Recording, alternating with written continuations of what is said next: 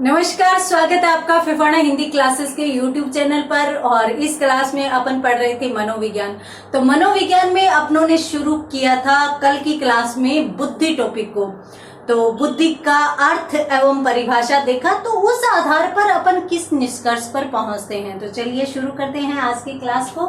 और आज की क्लास अपनी किस टॉपिक की रहेगी, वही बुद्धि टॉपिक की ही रहेगी।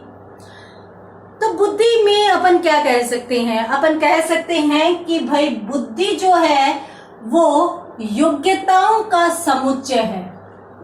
बुद्धि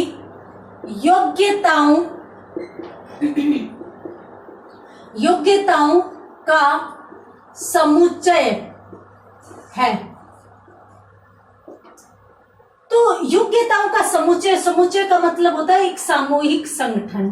तो विभिन्न प्रकार की योग्यताओं को सम्मिलित रूप से ही अपन क्या कह सकते हैं, बुद्धि कह सकते हैं। और ये जो योग्यताओं का संगठन है, जिससे क्या होता है, इन योग्यताओं से अपन क्या कर सकते हैं। अपन इन योग्यताओं की सहायता से तर्कपूर्ण एवं विवेकशील समायोजन कर सकते हैं। तो बुद्धि ऐसी योग्यताओं का समुच्चय है जिसके द्वारा विवेकशील समायोजन संभव होता है। विवेकशील एवं तर्कपूर्ण का मतलब हुआ कि काफी बार एडजस्टमेंट भी इस प्रकार का हो सकता है कि अपन अपनी परिस्थितियों, आदतों, हर किसी को दबाते हुए, हर किसी के साथ समझौता करते हुए समायोजन करें। और एक ये होता है कि हम अपनी बुद्धि से उस जगह पर कुछ अपने में और कुछ परिस्थितियों में परिवर्तन करते हुए अपन समायोजन करें। तो यदि अपन तर्क से कुछ परिस्थितियों में, कुछ अपने आप में समझौता करते हुए यदि समायोजन करते हैं, तो वही समायोजन क्या माना जाएगा, तर्कपूर्ण माना जाएगा, विवेकशील माना जाएगा। अपन अपने विवेक के द्वारा, अपन बुद्धि के द्वारा कुछ परिस्थितियों में बदलाव करेंगे, कुछ स्वयं में बदलाव करेंगे और इस तरीके से हमें समायोजित हो जाएंगे। तो इसलिए हम कह सकते हैं अंतिम निष्कर्ष रूप में कि बुद्धि योग्यताओं का ऐसा समुच्चय है जिसके माध्यम से व्यक्ति तर्कपूर्ण एवं विवेकशील समायोजन करता है। देखिए, रीट एग्जाम 12 में जब एग्जाम हुई थी, उस समय यूं हुआ था एक बार। तो उससे पहले रीट से पहले टेट थी। तो उस समय एग्जाम में एक प्रश्न पूछा गया था। प्रश्न क्या था कि निम्न में से कौन सा कथन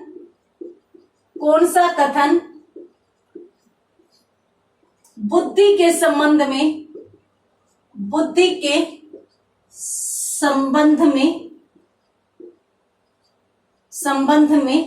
सत्य नहीं है। ये प्रश्न उस समय पूछा गया था रीट 2012 या टेट 2012। विकल्प कौन से थे? कौन सा कथन बुद्धि के संबंध में सत्य नहीं है। यहां पर विकल्प ये था कि यह जो है,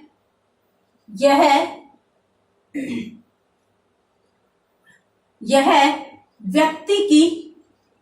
व्यक्ति की एक मानसिक क्षमता है। एक तो विकल्प ये था कि बुद्धि क्या है, व्यक्ति की मानसिक क्षमता है। और जो दूसरा विकल्प था वो ये था कि भाई जो बुद्धि है, यानी यह किसमें अनुकूलन स्थापित करने में सहायक है, कहीं भी किसी भी परिस्थिति विशेष में अनुकूलन या सामंजस्य बिठाने में सहायक है। तो दूसरा विकल्प भी ये था कि यह सामंजस्य या अनुकूलन स्थापित करने में सहायक है। तो यहां पर अपन कह सकते हैं कि यह व्यक्ति की एक मानसिक क्षमता है, साथ साथ यह सामंजस्य एवं अनुकूलन स्थापित करने में भी सहायक है। इसके साथ साथ यदि अपन एक देखें कि इस प्रश्न के लिए तीसरा विकल्प कौन सा दिया गया था, तो यह था कि यह व्यवहार की चलिए मैं ऊपर लिख देती हूं, दिखाई नहीं देगा। तो यहां पर निष्कर्ष रूप में क्या कहा जा सकता है, बुद्धि योग्यताओं का समुच्चय है जिससे व्यक्ति तर्कपूर्ण एवं विवेकशील समायोजन कर सकता है। तो ये प्रश्न है, निम्न में से कौन सा कथन बुद्धि के संबंध में सत्य नहीं है। पहला तो ये हो गया व्यक्ति की मानसिक क्षमता, दूसरा समायोजन एवं अनुकूलन स्थापित करने में सहायक, और तीसरा कौन सा हो गया कि व्यवहार की गुणवत्ता से आंका जाता है।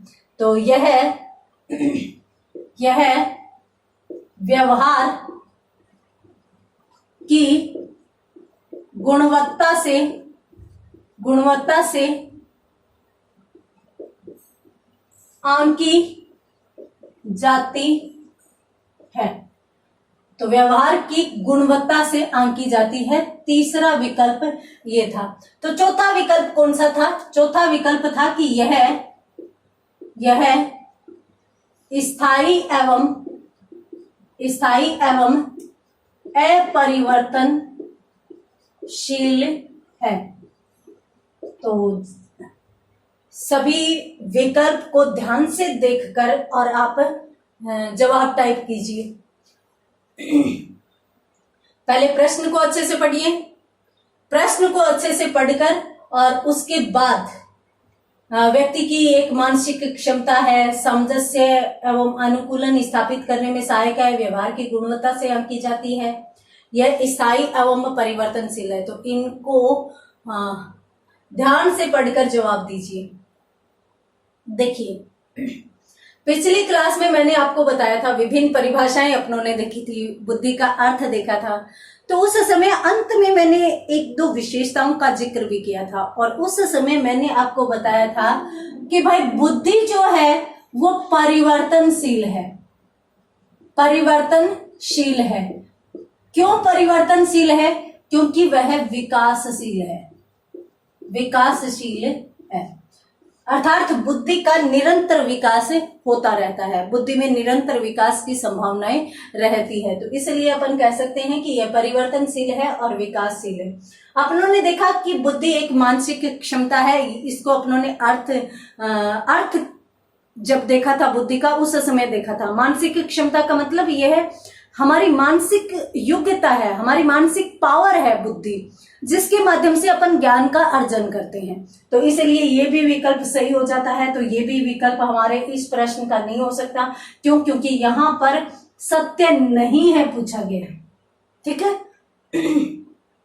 तो यहाँ पर सत्य नहीं है विकल्प अपने को बताना है, तो ये चीज तो सही है। उसके बाद सामंजस्य एवं अनुकूलन, अभी अपनों ने देखा था कि बुद्धि ही हमें वो विवेक प्रदान करती है, वो तर्क शक्ति प्रदान करती है, जिसके माध्यम से अपन सामंजस्य स्थापित करते हैं, समायोजन करते हैं। तो इसलिए ये भी बुद्धि के संदर्भ में सही कथन है। तो हमारा विकल्प तो ये नहीं हो सकता, क्योंकि हमें गलत ढूंढना है।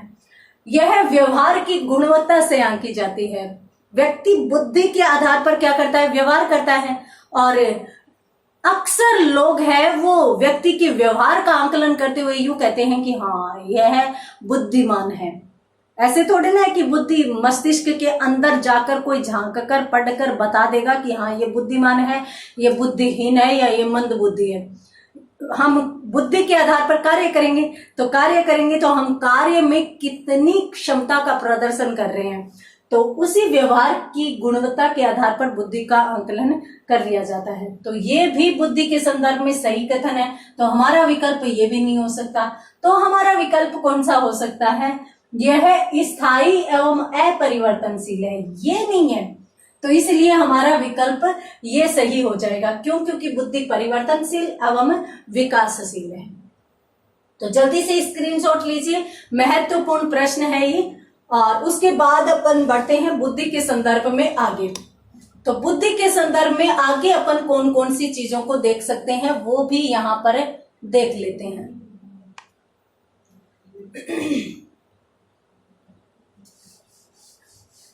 देखिए, बुद्धि का अर्थ एवं परिभाषा के बाद टॉपिक आता है बुद्धि की विशेषताएं। तो बुद्धि की कौन कौन सी विशेषताएं कही जा सकती है, अब अपन उन्हीं बातों का जिक्र करेंगे। और मैं आपको बता देती हूँ कि अपनों ने अर्थ पढ़ लिया, परिभाषाएं पढ़ ली, तो बुद्धि की जो विशेषताएं हैं वो मुश्किल नहीं होगी। तो बुद्धि की विशेषताएं अब उन्हीं अर्थ व परिभाषाओं में से निकल जाएगी। तो चलिए देखते हैं। हम यहां पर पढ़ रहे हैं बुद्धि, ठीक है। अब ये हमारा बुद्धि है, तो बुद्धि है क्या? देखिए, सबसे पहले तो अपन यूं कह सकते हैं, अभी अपनों ने व्यवहार की गुणवत्ता की बात की, तो हमारे व्यवहार करने का तरीका, हमारे कार्य करने का तरीका ही बुद्धि निर्धारित करती है। क्योंकि बुद्धि अगर अपने पास है तो अपन इस एक कार्य को निपुण तरीके से कर पाते हैं, बहुत अच्छे तरीके से संपन्न कर पाते हैं। तो इसलिए हम ये कह सकते हैं कि यह कार्य करने की एक विधि है। तो कार्य करने की विधि कौन है? बुद्धि है। पहली बात तो ये होगी, बुद्धि कार्य करने की विधि मान लो, चाहे बुद्धि कार्य करने का तरीका मान लो। बुद्धि के माध्यम से अपने अंदर एक योग्यता विकसित होती है, जिसके माध्यम से हम किसी भी कार्य को बेहतरीन तरीके से कर सकते हैं। उसके बाद यदि अपन बात करें कि बुद्धि और क्या है, तो पिछली क्लास में अपनों ने देखा था विभिन्न परिभाषाओं के माध्यम से कि बुद्धि जो है वो अनुभवों से लाभ उठाने की योग्यता है। तो अब कभी कभार यूं होता है कि अपन ठोकर खाते जाते हैं और फिर भी अपन संभलते नहीं है, तो यूं कह दिया जाता है कि कब संभलोगे, कब बुद्धि आएगी। अर्थात बुद्धि अगर है तो बार बार ठोकर नहीं खाएगा, अनुभवों से लाभ उठाते हुए निरंतर विकास करता जाएगा। तो यहां पर अपन यूं कह सकते हैं कि बुद्धि अनुभवों से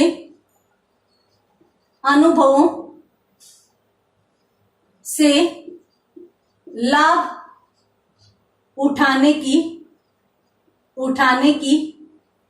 क्षमता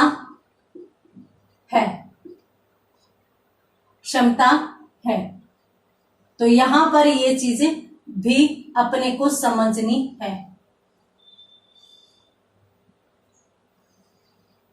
तो बुद्धि यहां पर क्या आ गई? अनुभवों से लाभ उठाने की योग्यता होगी।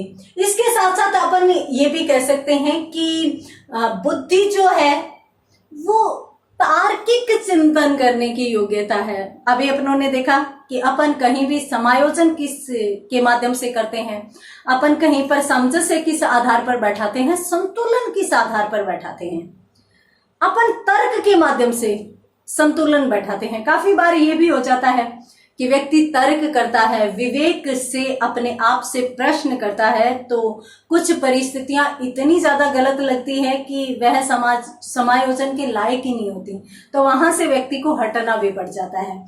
तो वहां पर भी कार्य कौन कर रहा है? बुद्धि ही कार्य कर रही है। तो इसलिए अपन यहां पर कह सकते हैं कि जो बुद्धि है वो तार्किक चिंतन की क्षमता है। तो अपन यूं कह सकते हैं कि तार्किक चिंतन, यहां पर ये कहा जा सकता है बुद्धि जो है वो तार्किक चिंतन की क्षमता। तो बुद्धि तार्किक चिंतन की क्षमता भी विकसित करती है। यदि मनुष्य तर्कपूर्ण एवं विवेकपूर्ण ढंग से कार्य कर रहा है तो उसमें तर्क क्षमता रहती है। तो इसके आधार पर अपन तर्क करने की क्षमता या कार्य करने की विधि, अनुभवों का लाभ उठाने की विधि भी अपन कह सकते हैं। एक बात अपनों ने अभी देखी थी, अभी ठीक पहले मैंने आपको बताया था कि बुद्धि परिवर्तनशील है और इसके साथ साथ विकासशील भी है। तो अपन उन चीजों को भी देख सकते हैं कि बुद्धि परिवर्तनशील एवं विकासशील। तो बुद्धि क्या है? परिवर्तनशील है और इसके साथ साथ विकासशील भी है। अब परिवर्तनशील और विकासशील कैसे है, इस बात को अपन इस तरीके से समझ सकते हैं। देखिए, बुद्धि की दो स्टेज होती है। कौन सी? एक तो पूर्ण विकास की और एक उसमें विकास की संभावना की या उनमें अनुभवों की वृद्धि की। कैसे? देखिए, मनोवैज्ञानिक कहते हैं कि किशोरावस्था के अंत तक बुद्धि अपना पूर्ण विकास कर लेती है। ये बात है वो मनोवैज्ञानिक कहते हैं। किशोरावस्था के अंत तक बुद्धि का पूर्ण विकास हो जाता है, यानी बुद्धि पूर्ण रूप से विकसित हो जाती है। अब पूर्ण विकसित हो जाती है तो उसके संदर्भ में जो दो विद्वान हैं उनका मैंने आपको बता दिया था। इसके साथ साथ 15 वर्ष भी मानी जाती है। कुछ मनोवैज्ञानिक यूं कहते हैं कि बुद्धि मनुष्य या बालक के 15 वर्षों के अंदर पूर्णतः विकसित हो जाती है। तो देखिए, यहां पर बालक ने क्या किया? बालक ने मानसिक रूप से यानी बुद्धि का जो 90% हिस्सा तो उसने शैशवावस्था में प्राप्त कर लिया। उसके बाद जब वह किशोरावस्था तक आया तो उसने पूर्ण बुद्धि का विकास कर लिया, यानी उसके अंदर जितनी बुद्धि आनी थी वो आ चुकी। अब वह क्या करेगा? आगे वहां पर बुद्धि का प्रयोग करेगा और बुद्धि का प्रयोग करते हुए अनुभवों को अर्जित करता जाएगा। और जैसे जैसे वो अनुभवों का अर्जन करेगा वैसे वैसे उसकी बुद्धि का क्षेत्र विस्तरित हो जाएगा। बुद्धि तो विकसित हो चुकी किशोरावस्था तक, परंतु बुद्धि के अंदर बहुत सी चीजें हैं वो आती रहती है। और ये कब तक आती है? मृत्यु अवस्था तक आती है, यानी मृत्यु पर्यंत इसका विकास एवं परिवर्तन चलता रहता है। तो इसमें विकास होता रहता है, विकास की संभावनाएं चलती रहती है। तो इसीलिए अपन यहाँ पर यूं कह सकते हैं कि बुद्धि परिवर्तनशील है एवं विकासशील है। कभी भी विकसित नहीं होती बुद्धि, क्योंकि उसका विकास पूर्ण कभी होता ही नहीं है।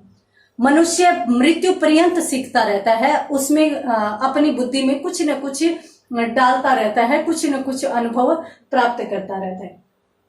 ठीक है, तो यहाँ पर अपन विद्वानों के कथन भी देख सकते हैं। मैंने आपको कहा था कि क्रो के अनुसार तो जो 16 वर्ष है उसमें बुद्धि पूर्णतः विकसित हो जाती है। और इसके साथ साथ वाटसन का कथन मैंने बताया था, उन्होंने यूं कहा है कि बुद्धि 18 वर्ष की आयु में पूर्णतः विकसित हो जाती है।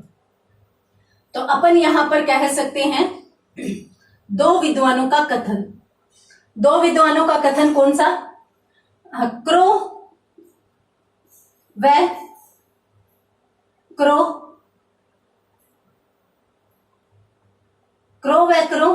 और उसके साथ साथ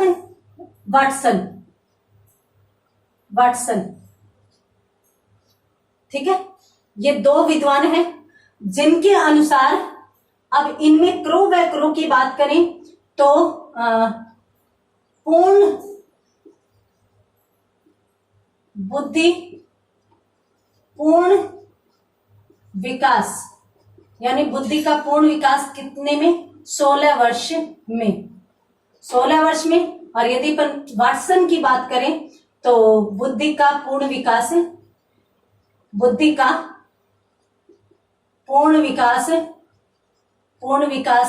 कौन सी उम्र में? 18 वर्ष में होता है। तो ये भी बुद्धि की एक महत्वपूर्ण विशेषता कही जा सकती है। ठीक है, तो यहां पर अपन क्या समझते हैं? यहां पर अपन समझ सकते हैं कि 18 वर्ष तक अंतिम, कुछ विद्वान 15 भी मानते हैं, परंतु ये दो महत्वपूर्ण कथन थे, महत्वपूर्ण विचार थे, तो अपनों ने देख लिए। तो अपन यहाँ पर यही समझ सकते हैं कि भाई बुद्धि है वो अपना विकास 18 वर्ष की आयु तक तो लगभग पूर्ण कर ही लेती है। और इसके साथ साथ वो कथन भी अपन देख लेते हैं कि शैशवावस्था में बालक की बुद्धि का लगभग 90% विकास हो जाता है। तभी तो कहते हैं कि जो छोटे बालक होते हैं, जो शिशु होते हैं, और उसके बाद वो बाल्यावस्था में आते हैं, तो उस समय बालक पर ज्यादा ध्यान दिया जाना चाहिए। वो कौन कौन सी हरकतें कर रहा है, किस प्रकार की बातें कर रहा है, कहाँ से क्या सीख रहा है, तो वहां पर बुद्धि सबसे ज्यादा प्रभावित होती है। तो इसलिए हमें इन चीजों के बारे में या फिर इस उम्र में बालक पर ज्यादा ध्यान देना चाहिए। तो यहां पर अपन कह सकते हैं कि शैशवावस्था में बुद्धि कितनी हो जाती है, 90% विकसित हो जाती है। तो शैशवावस्था में बालक की बुद्धि का विकास 90% के लगभग हो जाता है। तो ये चीज भी यहाँ पर महत्वपूर्ण हो जाती है। इसके साथ साथ यदि अपन देखें, एक चीज हमेशा याद रखना कि बुद्धि और ज्ञान एक नहीं है, जबकि दोनों एक दूसरे के पूरक है। तो अपन ये भी कह सकते हैं कि बुद्धि के माध्यम से अपन ज्ञान का अर्जन करते हैं। तो इसकी विशेषता ये हो सकती है कि बुद्धि व ज्ञान एक नहीं है। तो ये चीज आप विशेषतः ध्यान रखेंगे। अक्सर हम प्रयोग में क्या लेते हैं कि भाई बुद्धि और ज्ञान एक ही है, तो हम इस प्रकार से प्रयोग में ले लेते हैं। तो हम यूं सोचते हैं कि हाँ बुद्धि और ज्ञान एक ही है। क्यों? क्योंकि बुद्धि से ही अपन ज्ञान का अर्जन करते हैं, बुद्धिशाली को अपन ज्ञानी भी कह देते हैं। तो इसलिए इसमें कंफ्यूज न हो। सही तथ्य क्या कहा जा सकता है, सही बात क्या कही जा सकती है? सही बात ये कही जा सकती है कि बुद्धि द्वारा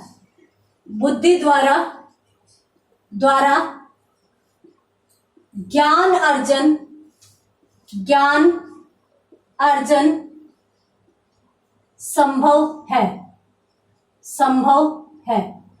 तो यहां पर अपन यूं कह सकते हैं कि भाई बुद्धि के द्वारा ज्ञान का अर्जन किया जा सकता है, जबकि बुद्धि और ज्ञान एक नहीं है।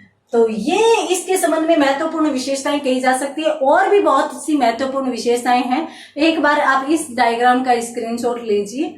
पहले मैं आपको थोड़ा सा बता देती हूँ बुद्धि के बारे में। अपनों ने यहाँ पर क्या क्या देखा। एक तो कार्य करने का तरीका, यदि अपन बेहतरीन ढंग से कार्य कर रहे हैं तो हम बुद्धिमान हैं।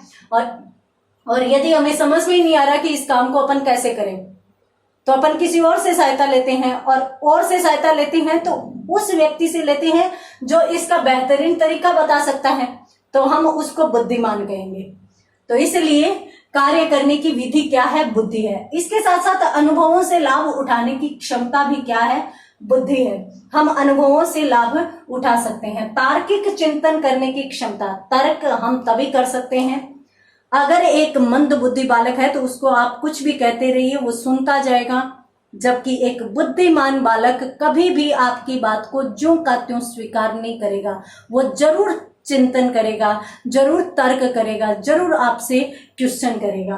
तो इसलिए तार्किक चिंतन हो गया। परिवर्तनशील है, क्यों? क्योंकि उसमें मृत्यु पर्यंत विकास की संभावना रहती है, तो इसलिए उसमें परिवर्तन आता जाता है। क्रो ने बुद्धि के पूर्ण विकास की आयु बताई है 16 वर्ष, जबकि वाटसन ने बुद्धि के पूर्ण विकास की आयु बताई है 18 वर्ष। जबकि सभी मनोवैज्ञानिक ये मानते हैं, ये स्वीकार करते हैं कि शैशवावस्था में बुद्धि का लगभग 90% विकास हो जाता है, और किशोरावस्था के अंत तक तो लगभग बुद्धि है वो अपना पूर्ण विकास कर लेती है। अंत में अपनों ने देखा कि भाई बुद्धि और ज्ञान को अक्सर एक मान लिया जाता है। तो इस प्रकार का प्रश्न पूछा जा सकता है, जबकि बुद्धि और ज्ञान एक नहीं है। बुद्धि एक माध्यम है ज्ञान अर्जन का। तो हम बुद्धि के द्वारा ज्ञान का अर्जन कर सकते हैं। स्क्रीनशॉट लीजिए। उसके बाद अपन बढ़ते हैं आगे अन्य विशेषताओं की तरफ, और अपन इसमें कौन कौन सी चीजें समझ सकते हैं, कौन कौन सी चीजों को देख सकते हैं। देखिए, चलते हैं आगे। देखिए, यहां पर मैं आपको एक चीज और बता देती हूं। बुद्धि जो है वो ज्ञान का व्यावहारिक प्रयोग है। बुद्धि ज्ञान का व्यावहारिक प्रयोग बहुत ही छोटी सी और गहरी बात है, और बहुत ही महत्वपूर्ण विशेषता इसको कहा जा सकता है। कैसे कहा जा सकता है? क्योंकि एक बार प्रश्न पूछा गया था, सीधा का सीधा प्रश्न कुछ इस प्रकार से था कि भाई व्यावहारिक बुद्धि है। वैसे तो ये प्रश्न बुद्धि के प्रकारों से संबंधित था, परंतु बुद्धि के संबंध में यदि अपन व्यावहारिक शब्द का प्रयोग करते हैं तो हमारे पास जो भी ज्ञान है उसको यदि अपन व्यवहार में प्रयोग में ले आते हैं तो उसे अपन बुद्धि कहेंगे। क्यों? क्योंकि जब अपन व्यवहार करेंगे तभी बुद्धि का आंकलन संभव है। ये चीज अपन देख चुके हैं। तो व्यवहार करेंगे, उसके आधार पर ही जो भी हमें देख रहा है वो हमारा आंकलन करते हुए हमें बुद्धिमान या मंद बुद्धि कह देगा। और ऐसे ये जो सोशल मीडिया पर एक्टिव रहते हैं, जो गुरु महाराज होते हैं, यानी बड़े अच्छे अच्छे स्टेटस आते हैं व्हाट्सएप पे या कहीं भी किसी भी जगह किसी ऐप पर, तो वहां पर वो लोग बताते भी हैं कि सही जगह सही बात का प्रयोग करना ही बुद्धिमानी होता है। तो सही जगह सही बात का प्रयोग करना, इसका मतलब अपने को ज्ञान है, अपन वाक्पटु है, तभी सही जगह सही बात को अपन रख सकेंगे। तो इसलिए ज्ञान का व्यावहारिक प्रयोग, इस संबंध में सीधा का सीधा प्रश्न यूं पूछा जा चुका है कि भाई बुद्धि के संबंध में कौन सा कथन सही नहीं है। तो ज्ञान, बुद्धि ज्ञान है तो बुद्धि ज्ञान नहीं है, इस प्रकार के विकल्प थे। और उसमें सही जो बात कही गई वो कौन सी थी वो अपन देख लेते हैं। तो सही जो बात है वो अपन देख सकते हैं। कौन सी? देखिए, ज्ञान का व्यावहारिक प्रयोग करना ही क्या है? बुद्धि है। ज्ञान का व्यावहारिक प्रयोग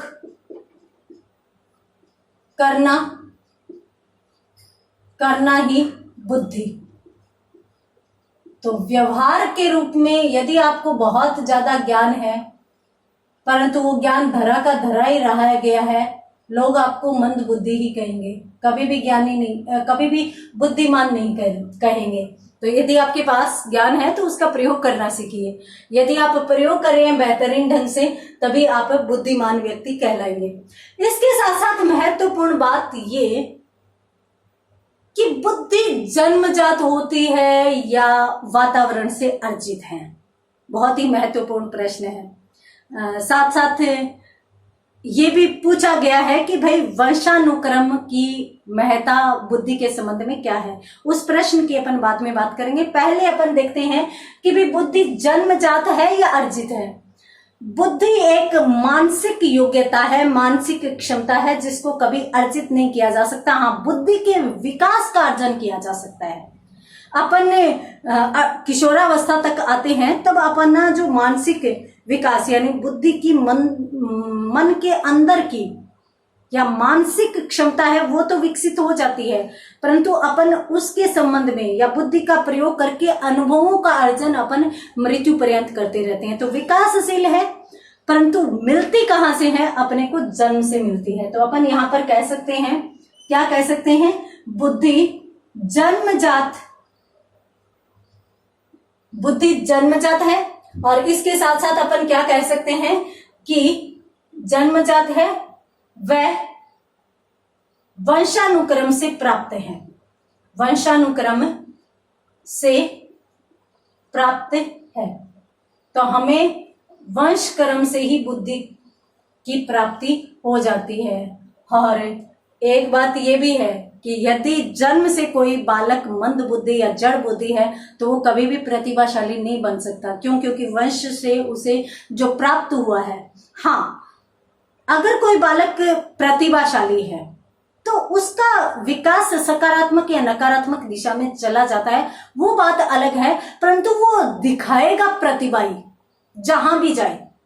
अब प्रतिभाशाली बालक अगर आतंकवाद के क्षेत्र में चला जाता है या नकारात्मक दिशा की तरफ चला जाता है, गलत रास्ते पर चला जाता है, तो वहां भी वह प्रतिभाशाली ही रहेगा। अपनी प्रतिभाओं का ही प्रदर्शन करेगा, और यदि सकारात्मक दिशा में चला जाता है तो भी प्रतिभा प्रदर्शन करेगा, वो प्रतिभाशाली ही रहेगा। मंद बुद्धि बालक है, उसको आप किसी भी क्षेत्र में ले जाइए, वो हमेशा मंद बुद्धि ही रहेगा। आप उसे सरल से सरल काम दे दीजिए, वह सामान्य बालकों से बाद में करेगा, और यदि कठिन कार्य है तो वो कर ही नहीं पाएगा। तो इसलिए हम कह सकते हैं कि बुद्धि हमें जितनी मिली है उतनी ही हमेशा रहेगी। उसके प्रयोग द्वारा अनुभव अपन प्राप्त कर सकते हैं, परंतु उसका प्रयोग नहीं बढ़ा सकते। तो ये वंश जन्मजात है, साथ साथ वंश कर्म से भी प्राप्त है। देखिए, तो बुद्धि पर प्रभाव किसका पड़ता है? प्रभाव दोनों का पड़ता है, वंश कर्म का भी और वातावरण का भी। तो अपन यूं कह सकते हैं कि बुद्धि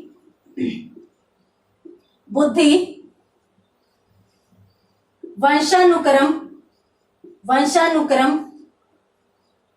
एवं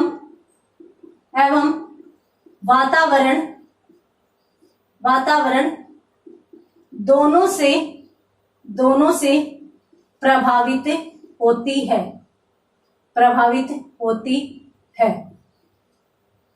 यानी प्रभाव बुद्धि पर किसका पड़ेगा? दोनों का पड़ेगा, चाहे वह वंशानुक्रम हो और चाहे वह वातावरण हो। परंतु मिलेगी कहां से? मिलेगी अपने को जन्म से ही। इसके साथ साथ अपन यूं कह सकते हैं कि भाई ये जो बुद्धि है वो एक समस्या समाधान की योग्यता है। अगर अपने पास कोई समस्या आ जाती है तो यदि बुद्धिमान व्यक्ति है वो निकल ही जाएगा कैसे न कैसे करके, जबकि मंद बुद्धि बालक वहां पर फंस जाएगा। तो यहां पर अपन कह सकते हैं कि बुद्धि समस्या समाधान की योग्यता है। तो बुद्धि क्या है? समस्या के समाधान की योग्यता है। हम समस्या का समाधान अपनी बुद्धि एवं विवेक के आधार पर ही कर पाते हैं, ऐसे अपन किसी भी समस्या का समाधान नहीं कर पाएंगे। इसके साथ साथ अपनों ने यूं कहा था, अपनों ने देखा था कि बुद्धि चिंतन की क्षमता है, तो बुद्धि तर्क की भी क्षमता है, और इसके साथ साथ बुद्धि के माध्यम से अपने अंदर स्मरण की योग्यता भी आती है। तो यहाँ पर अपन तर्क एवं स्मरण की योग्यता को भी ले सकते हैं। स्मरण की योग्यता, तो बुद्धि क्या है? तर्क एवं स्मरण की योग्यता है। हम बुद्धि के द्वारा ही तर्क वितर्क कर सकते हैं, चीजों को याद रख सकते हैं। हाँ, एक चीज आप ध्यान में रखना, बुद्धि हमें हमारी स्मरण शक्ति को बढ़ाती है, परंतु ये बिल्कुल मत समझिए कि एक मंद बुद्धि बालक को चीजें याद नहीं रहती। ये विपरीत भी हो सकता है। ऐसा भी हो सकता है कि एक मंद बुद्धि बालक है परंतु उसको चीजें बहुत याद रहती है, वो जो कि त्यों रट्टा लगाने में वो अच्छा होता है। तो इस प्रकार की चीजें भी देखी गई है, और ये भी जरूरी नहीं है कि प्रतिभाशाली बालक को हर चीजें याद रहे। देखिए, एक प्रतिभाशाली बालक है, उसको अपनी एजुकेशन से संबंधित अपनी किताब में पूरी की पूरी जो भी किताब दे दो वो रट कर रख लेता है, यानी पूरी की पूरी किताबें वो समझ लेता है और कंठस्थ कर लेता है, ज्ञान को स्थायी कर लेता है।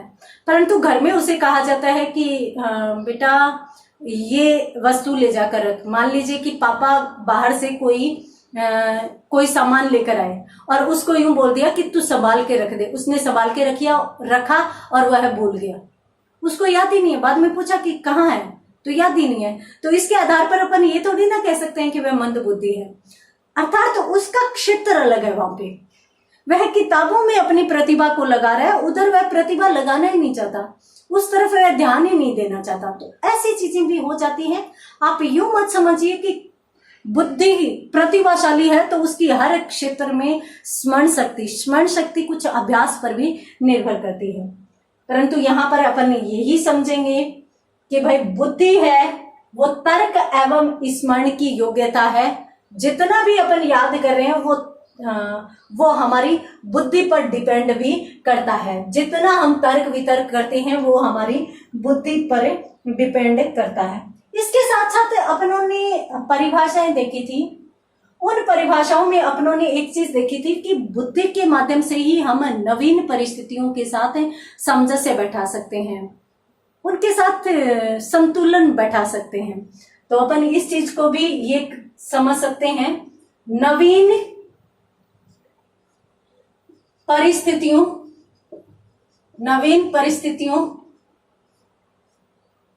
के साथ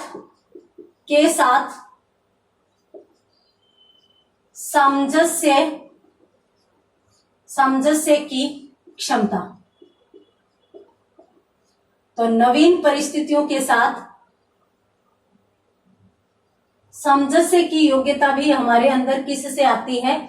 हमारे अंदर आती है बुद्धि के माध्यम से। अपन यदि बुद्धिशाली नहीं है तो हमारे अंदर कभी भी समायोजन की क्षमता नहीं रहेगी, क्योंकि अपन तर्क नहीं कर पाएंगे, वितर्क नहीं कर पाएंगे, अपन विवेक का प्रयोग नहीं कर पाएंगे। और यदि अपन विवेक का प्रयोग नहीं करें तो अपन जो परिस्थितियां होती है उसमें भी अपन कभी कभी घबरा जाते हैं। तो नवीन परिस्थितियों के साथ तो समझौते की कोई बात ही नहीं हो सकती।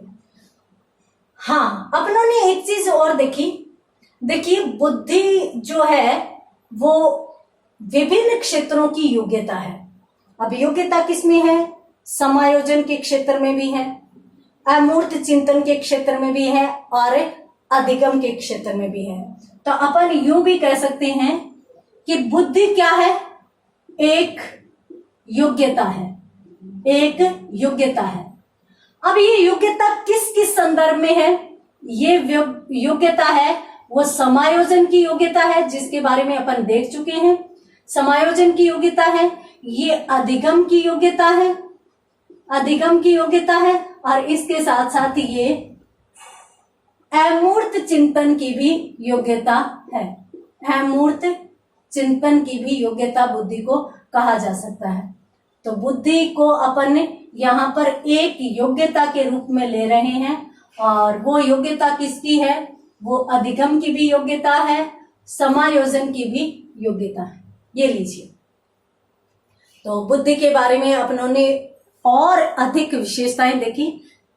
एक दो विशेषताएं और हैं, उसको भी अपन देखेंगे। पहले इसको एक बार और देख लेते हैं। बुद्धि क्या है? ज्ञान का व्यावहारिक प्रयोग है। इसके साथ साथ मैंने आपको बताया था कि बुद्धि और ज्ञान एक नहीं है। बुद्धि एक माध्यम है ज्ञान को अर्जित करने का। यहाँ पे मैं ये भी कह सकती हूँ कि जो बुद्धि और ज्ञान है उन दोनों का आपस में घनिष्ठ संबंध है। तो अपन यहाँ पर यूं भी कह सकते हैं कि बुद्धि व ज्ञान का घनिष्ठ संबंध। अब घनिष्ठ संबंध कैसे? अपनों ने ये देख लिया कि भाई बुद्धि के माध्यम से ज्ञान का अर्जन संभव है। तो यदि हमारे पास बुद्धि नहीं है तो हम ज्ञान नहीं ले पाएंगे, हमारे पास ज्ञान का भंडार नहीं होगा। और यदि बुद्धि है तो ज्ञान का भंडार होगा। तो घनिष्ठ संबंध आपस में संबंधित हो गई, बुद्धि और ज्ञान दोनों चीजें। तो यहाँ पर अपनों ने देखा कि ज्ञान का व्यवहारिक प्रयोग करना ही बुद्धि है, साथ साथ बुद्धि व ज्ञान का घनिष्ठ संबंध है, दोनों एक नहीं है।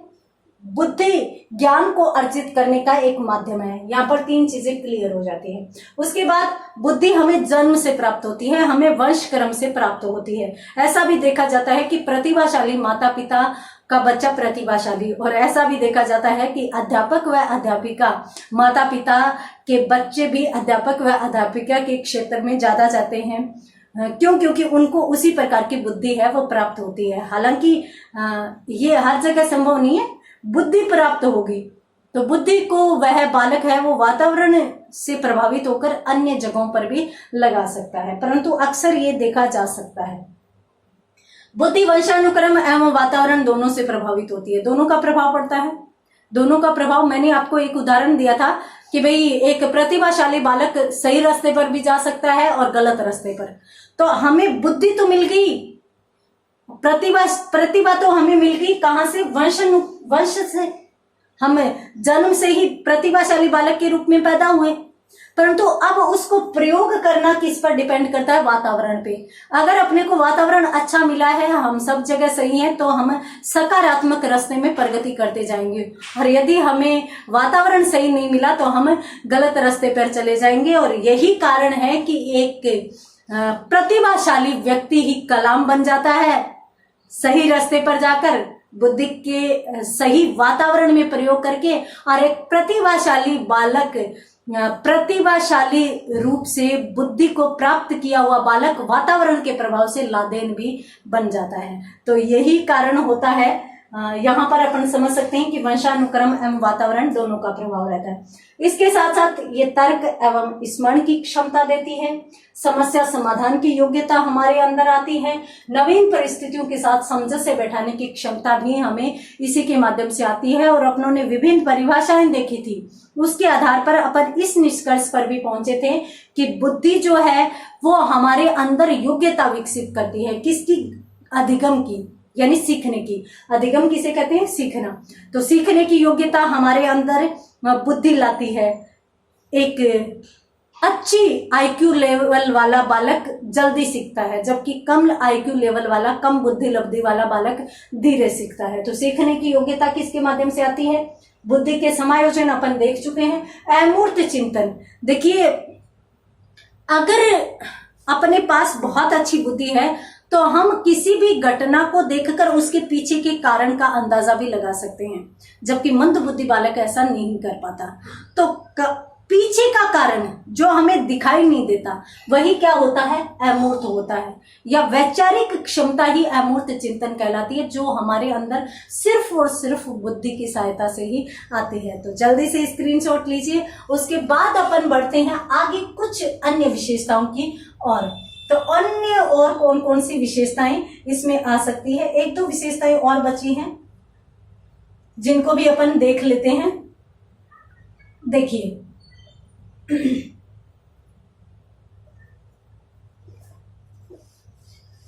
यहां पर अपन ये कह सकते हैं कि भाई जो बुद्धि है उस पर, बुद्धि पर शिक्षा का प्रभाव पड़ता है, वातावरण का प्रभाव पड़ता है, प्रशिक्षण का प्रभाव पड़ता है। यहां पर अपनों ने सिर्फ और सिर्फ वंशानुक्रम व वातावरण को देखा, तो वातावरण के साथ साथ शिक्षा व प्रशिक्षण भी ऐसे माध्यम है जिनके माध्यम से अपन बुद्धि का अर्जन कर सकते हैं।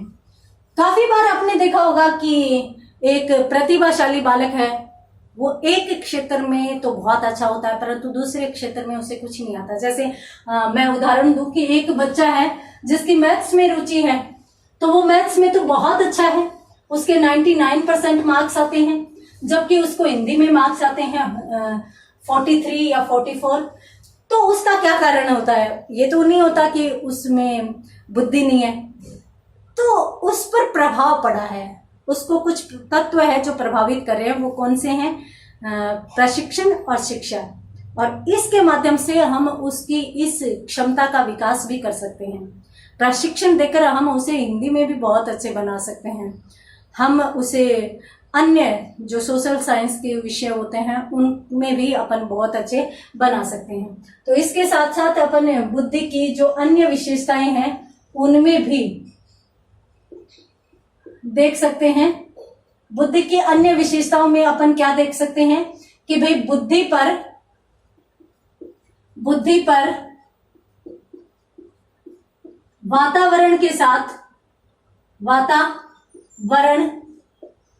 साथ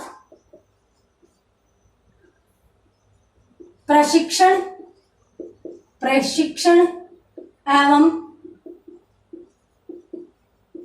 शिक्षा का प्रभाव भी पड़ता है।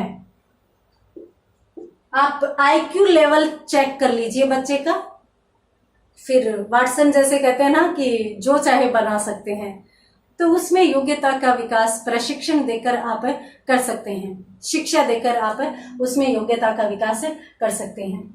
देखिए बुद्धि के बारे में ये चीज कही जाती है कि बुद्धि जब जन्म के समय बालक होता है तो उसमें बुद्धि लंबवत विकास करती है, जबकि बाद में बालक की बुद्धि का क्षतिशील विकास होता है। तो यहाँ पर अपन बुद्धि की गति भी देख सकते हैं। तो अगली जो चीज आ जाती है वो बुद्धि की गति आती है। बुद्धि की गति, अब बुद्धि की कितनी गति होती है? 2 होती है। कौन कौन सी? एक तो लंबवत बुद्धि, और इसके साथ साथ दूसरी क्षैतिजीय बुद्धि। क्षैतिजीय बुद्धि, तो इसको अपन इस तरीके से समझ सकते हैं। देखिए, यहां पर बालक का जन्म हुआ, ठीक है। जन्म हुआ तो बुद्धि है वो लगातार विकसित हो रही है, यानी बालक के अंदर का विकास हो रहा है, मानसिक विकास हो रहा है। तो ऐसे लंबा विकास होगा, इस कारण इसको लंबवत बुद्धि कहते हैं। लंबवत बुद्धि, ठीक है। अब ये आ जाती है अवस्था कौन सी? किशोरावस्था। अब किशोरावस्था तक बालक के मन या मस्तिष्क के अंदर का विकास है, या अपन यूं कहे कि बुद्धि का जो विकास है, बुद्धि का विकास वो तो क्या हो जाता है? पूर्ण हो जाता है। अपनों ने देखा कि किशोरावस्था तक बालक की बुद्धि का पूर्ण विकास हो जाता है, ये चीज अपन देख ही चुके हैं। तो यहां पर बालक का मानसिक विकास पूर्ण हो जाता है, ठीक है। बालक जन्म लेता है, जन्म के बाद यहां यदि शेषवावस्था तक आता है, शेषवावस्था, तो शेषवावस्था तक बुद्धि का विकास कितना होता है? 90% होता है। और उसके बाद बाल्यावस्था आती है और किशोरावस्था तक वह पूर्ण हो जाता है, और इसको अपन कहते हैं लंबवत बुद्धि, यानी बालक का मानसिक विकास लंबवत रेखा की तरह होता रहता है। अब यहाँ पर बुद्धि तो पूर्ण विकसित हुई, अब वह उसी बुद्धि का प्रयोग करके नए नए अनुभवों का अर्जन करता रहता है। तो जैसे अपन कह सकते हैं कि ये बुद्धि इसके पास जितनी आनी थी वो आ गई, 100% आ चुकी। अब वहां पर मृत्यु तक या मृत्यु पर्यंत लिख देते हैं अपन, मृत्यु पर्यंत बालक जो है वो दैनिक समस्या, बालक तो क्या होगा? किशोरावस्था के बाद व्यक्ति हो जाएगा, तो दैनिक समस्या का समाधान व्यक्ति करता है। तो किशोरावस्था के बाद बुद्धि का प्रयोग करना शुरू कर देता है, यहां तक विकसित होती है। अब आगे सिर्फ और सिर्फ प्रयोग होगा। अब इस प्रयोग के माध्यम से जो भी उसके सामने समस्याएं आती है, दैनिक समस्याएं या उसके लक्ष्य होते हैं, उसके उद्देश्य होते हैं, तो उनके लिए वह बुद्धि का प्रयोग करता है। और बुद्धि का प्रयोग करके वह क्या करेगा? इसमें या इसके अनुभवों का विकास करेगा। बुद्धि पूर्ण विकसित हो चुकी, अब अनुभवों का विकास हो रहा है। चूंकि यह लंबा आगे चलता है तो इसलिए लंबवत कहते हैं। तो ये जो है इसको अपन क्षैतिजीय कह सकते हैं। इसको अपन यहां पर ये जो चीज कर रहे हैं मृत्यु पर्यंत, ये क्या होती है? क्षैतिजीय बुद्धि होती है। अर्थात इसका विकास इस तरीके से होता है, क्षेत्र में होता है, क्षैतिज रूप से होता है। तो ये है बुद्धि की गति, जिसमें लंबवत भी होता है। पहले बुद्धि जन्म के बाद लंबवत विकास करती है और उसके बाद क्षैतिजीय विकास करती है। पहले मानसिक विकास होता है और बाद में दैनिक समस्याओं के समाधान हेतु बालक अनुभवों का अर्जन करता है। तो जल्दी से स्क्रीनशॉट लीजिए और उसके बाद अपन एक चीज और देख लेते हैं, वो कौन सी है वो भी देख लेते हैं। देखिए, यहां पर अपन कह सकते हैं कि बुद्धि जो है वो, देखिए, समस्या का समाधान करें और चाहे अपन बुद्धि का लंबवत विकास करें। बुद्धि किसके रूप में चल रही है? बुद्धि अमूर्त संप्रत्यय के रूप में चल रही है। तो आप इस चीज को भी ध्यान से समझ लेंगे। अमूर्त संप्रत्यय है, हालांकि मैं ये चीज समझा चुकी हूं, परंतु ये एक शब्दावली है, कभी भी एग्जाम में पूछी जा सकती है कि निम्न में से बुद्धि के संबंध में सही कथन नहीं है, तो बुद्धि क्या है? एक अमूर्त संप्रत्यय है। संप्रत्यय का मतलब अवधारणा होती है, तो ये एक अमूर्त अवधारणा है। जल्दी से स्क्रीनशॉट लीजिए। और इसी के साथ ही बुद्धि की विभिन्न जो है विशेषताएं वो पूर्ण होती है, और उसके बाद अपन देखेंगे बुद्धि के सिद्धांतों को, जिनमें अनेक सिद्धांत अनेक विद्वानों द्वारा दिए गए हैं। यहाँ पर विशेषताएं लगभग सारी की सारी कंप्लीट हो चुकी है। यदि अपन जीवन में किसी भी प्रकार की समस्या का समाधान कर रहे हैं, अपने उद्देश्य को प्राप्त करने का प्रयत्न कर रहे हैं, कुछ भी कर रहे हैं, कोई भी विवेकपूर्ण या तर्कपूर्ण कार्य कर रहे हैं, सब के सब बुद्धि के इर्द गिर्द ही घूमते रहते हैं। ये चीज अपनों ने किसके माध्यम से देखी? बुद्धि की विशेषताओं के माध्यम से। तो आज की क्लास में इतना ही, मिलते हैं अगली क्लास में, तब तक के लिए धन्यवाद।